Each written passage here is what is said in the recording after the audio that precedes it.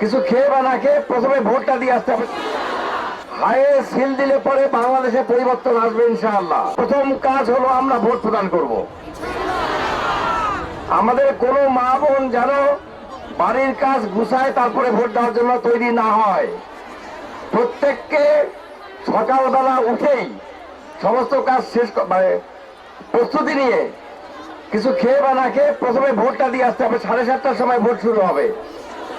7টার মধ্যে আমরা ভোট সেন্টারে উপস্থিত হয়ে যাবো ইনশাআল্লাহ। আর দাঁড়িপাল্লা মার্কার সাথে সাথে আমাদেরকে গণভোটে হায়ের পক্ষে ভোট দিতে হবে। জি, হায়ের উপরে আমরা সিল দিব। হায়ে সিল দিলে পরে বাংলাদেশে পরিবর্তন আসবে ইনশাআল্লাহ। আর স্বৈরাচার আসবে না।